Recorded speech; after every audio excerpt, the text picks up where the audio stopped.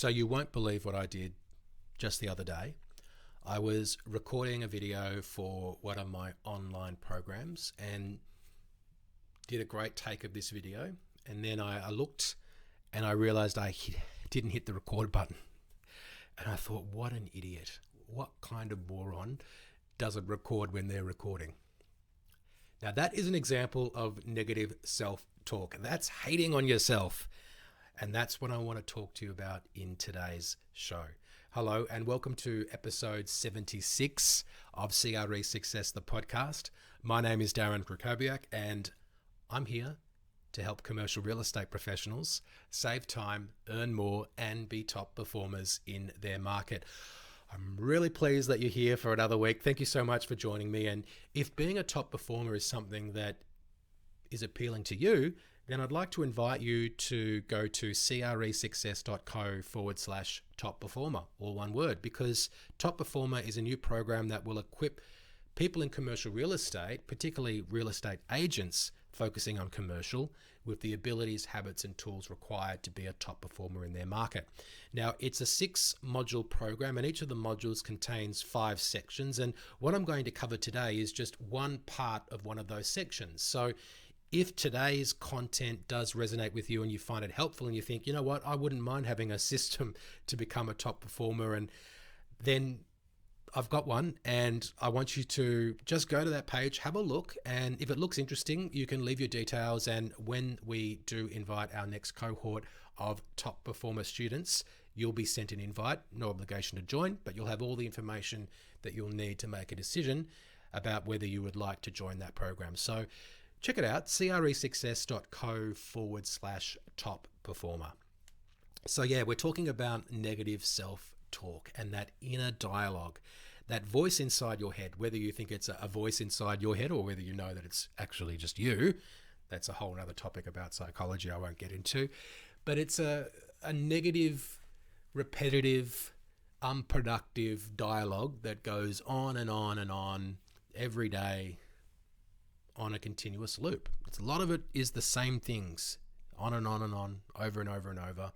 And I've found that sometimes it's not just the same messages, but you can actually get caught up by one of these negative messages, and then you get into a rabbit hole, and that's when it starts becoming really, really unhelpful, because you start dwelling on things that have happened in the past or things that you are facing a challenge with, and you can find yourself in a really sometimes dark place, right? If you've got negative thoughts that are driving you to really doubt yourself and to have the lack of perspective to be able to see the bigger picture and to realize that things aren't that bad and that you're not that terrible, right?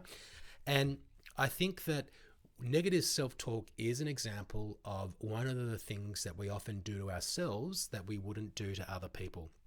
So when you think of some of the things that you say to yourself in response to something that maybe hasn't gone as well as you would have liked, or when you're assessing things from your past, you are not treating yourself the way that you would treat other people.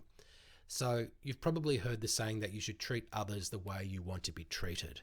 And certainly that's a very good principle for the way that we should go about our lives. But I don't think that we think enough about the way that we treat ourselves. So instead of being unfair on yourself and being harsh and being nasty, treat yourself the way that you treat others. And when you find yourself speaking with negative self-talk, one thing that you can do is think, well, if a friend came to me with this situation, what would I tell them? And maybe that would be a better thing to tell yourself, as opposed to a lot of those negative messages that you've got going over in your head. So treat yourself the way that you would commonly treat others. Encourage yourself. Give yourself the benefit of the doubt. See the possibilities, right? Negative self-talk is not going to get you anywhere. Now, I don't know how to stop negative self-talk because I still do it. I'm better at recognizing it now and intervening when it happens. And I think that's the key, right? It's recognizing negative self-talk and when it's becoming particularly unproductive and saying, okay, I'm going to stop this in its tracks, and I'm going to do something to prove that what I'm telling myself is wrong And we had a previous episode of the show, episode 51, I think it was, which was called Beliefs That Are Lies.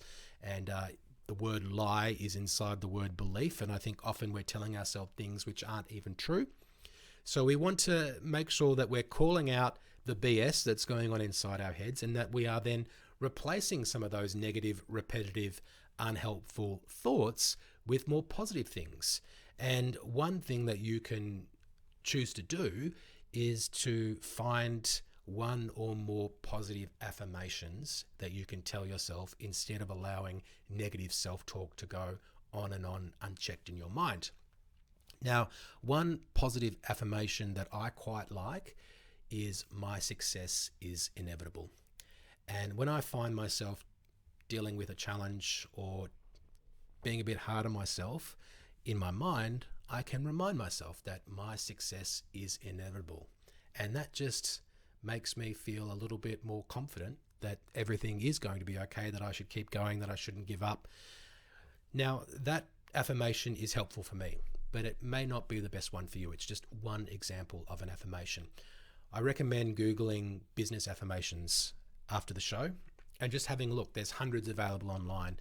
And maybe you don't want to Google business affirmations. It's more just affirmations in general for dealing with personal situations in life. Whatever it is that resonates with you, that's going to be most helpful to you to stop that negative self-talk, is the one that you should go with. And I think if you do Google it and you look through a few of them will start to pop out on the page. And I think a lot of high performers use positive affirmations to help them get to where they want to be. And in fact, I have a coaching client who was a semi-pro golfer, and we were talking about negative self-talk, and he told me about a great affirmation that he used when he was a golfer, which was something like, the direction of the ball is not going to determine the direction of my mood.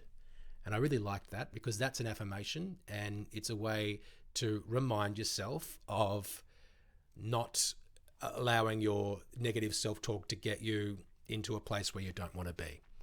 So it's all about just finding what it is that you can say to yourself that's going to help you stop that negative self-talk and to get back on track, or to stay on track.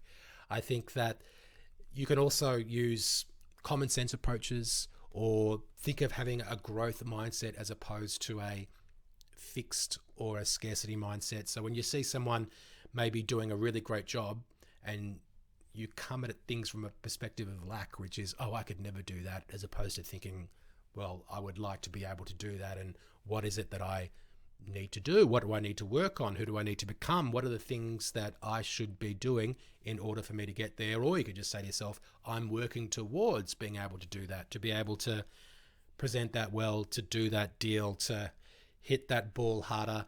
Whatever it is that you're working towards, don't tell yourself you can't do it. Ask yourself the question, what is it that I need to do to be able to do it? Or remind yourself that you are doing what is required to work towards being able to do it. So I know that's a bit of a pep talk, and but that's what this is about today. It's about getting rid of that negative self-talk and replacing it with things that are going to help you achieve what it is that you're going to achieve. And one other sort of idea I wanted to share with you today, and this is from a book that I read called The Compound Effect by Darren Hardy. It was actually recommended to me by Raphael from the CRE Academy podcast. I was interviewed by Jeff and Raphael, and I repurposed that interview on this podcast, episode 69 and 70, so you can listen back to it. But it was a really great book recommendation. I listened to it as an audio book, and there was one thing that really stuck out to me that I thought I would share with you today that I think fits in with what we're talking about, because it's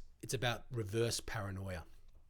So sometimes I think negative self-talk can start when we are experiencing a little bit of anxiety and we're feeling a little bit nervous about a situation. So it could be, for example, if you're about to attend a networking event and you don't really feel that comfortable about speaking to new people, you might think, oh, who wants to really talk to me? Or maybe it's before you make your dials, before you do your prospecting, and you think, oh, I can't face this. It's just more people who don't want to talk to me. Well, rather than having the paranoid perspective, have the reverse paranoid perspective, which is that on the other side of that door, there are 50 people who cannot wait to meet me. Or the list of people who I'm going to call today, all of them cannot wait to talk to me. And just that little shift in perspective, well, actually, it's a big shift, isn't it? It's not a little shift, but it's just a swing around of, rather than paranoid, but ultimate positivity about what is going to happen next, is going to make you feel more motivated. It's going to change the way you turn up, and it's going to help you get those big important tasks done, or to deal with situations which typically make you feel a little bit anxious. Well, I hope that this little pep talk about negative self-talk has given you some ideas of how you can identify when you find yourself engaging in negative self-talk, intervene, replace the negative talks with maybe some affirmations or some more perspective, imagining that you're helping somebody else with that situation, and also just thinking about things from a more positive perspective. If it is helpful and you do enjoy this podcast, make sure you subscribe to the channel and subscribe to the show so you're always updated on when we release new episodes. And if you are listening to us on Apple Podcasts or Spotify, I want to ask you to leave a review. So we love seeing the reviews. I know hundreds of people are listening every week, but not so many people leave reviews. I'm not saying I get negative self-talk because we don't have the positive reviews, but it would mean a lot if you were able to go into your library, click on the podcast, and then swipe down and then click that 5-star button, and that helps more people find the content. Thank you so much for listening today. I will speak to you soon.